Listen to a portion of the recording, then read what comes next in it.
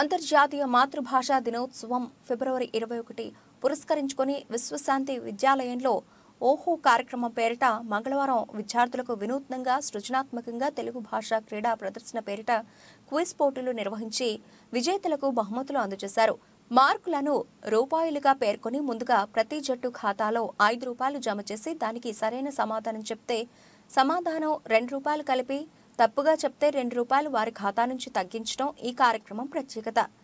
చెప్పినోళ్లకు చెప్పినంత రౌండ్లో భాగంగా 1 నిమిషం వ్యవధిలో వీలైనన్ని ప్రశ్నలకు విరామం లేకుండా సమాధానాలు చెప్పడం, గజిబిజి గంభ రౌండ్లో భాగంగా అడిగిన ప్రశ్నలకు తప్పుగా సమాధానం చెప్పడం, బొమ్మ ఎంచుకో సొమ్ము దంచుకో రౌండ్లో భాగంగా ప్రముఖ కవుల బొమ్మలను ఎంచుకొని వారికి సంబంధించిన ప్రశ్నలకు సమాధానాలు చెప్పడం, వినడం వస్తే విజేత మీరే రౌండ్లో భాగంగా 10 వస్తువుల పేర్లు చెబితే వాటిని శ్రద్ధగా విని వెంటనే ఒక వరుసలో భాషా దోషాలు లేకుండా రాతపూర్వకంగా చూపడం, ఎక్కువ మార్కులు వచ్చిన జట్టును నియంత్రించడం కోసం వారి మార్కులు తగ్గించి ప్రతిఫలంగా వారికి బహుమతులు ఇవ్వడం.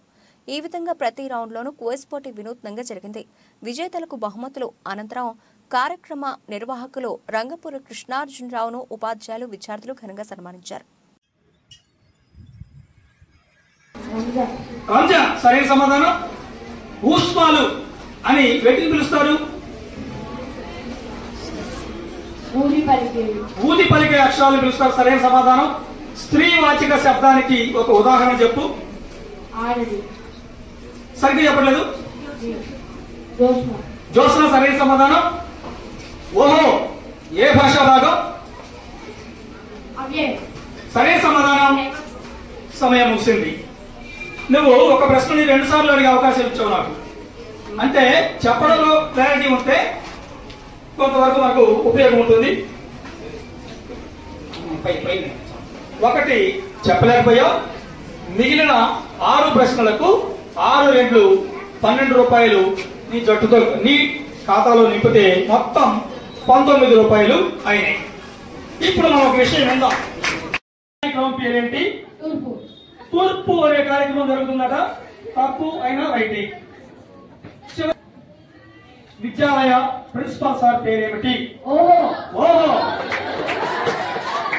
పసుపు రెడ్డి ఓహో సారా? నాకు తెలియనంత వరకు చిరకాలంగా వ్యక్తులు సహచరి అయినా సరే ఓహో అని వారి పేరు నాకు తెలియదు. అందరూ కూడా చక్కగా అబద్ధాలు ఆడారు. అందరూ అన్ని వరకు సంపాదించేశారు.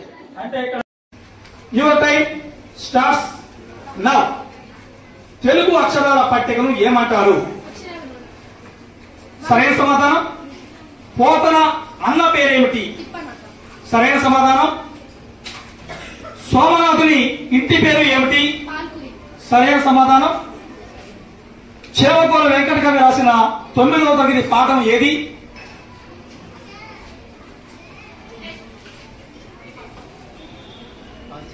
పాస్. అక్కడ 0 వేయాలమ్మా. అచ్చులు ఎన్ని? సరైన సమాధానం. స్నేహబంధం పాఠంలో లఘుపతనకం అంటే ఎవరు? కాకి. సరైన సమాధానం. మకుటం అంటే అర్థం ఏమిటి? కిరీటం. సరైన సమాధానం. గజడ దబలను ఏమంటారు? సరళాలు. సరైన సమాధానం.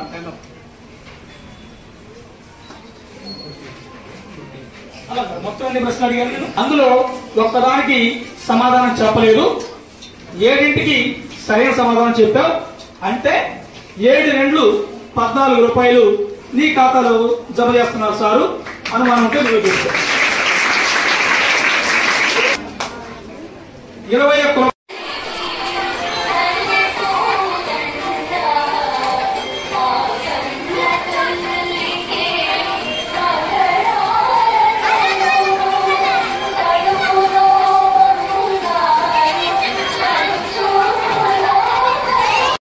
రాస్తే అది మీరు ఇక్కడ పంపించిన స్లిప్ గా మేము పేర్కొంటాం. అర్థమైంది?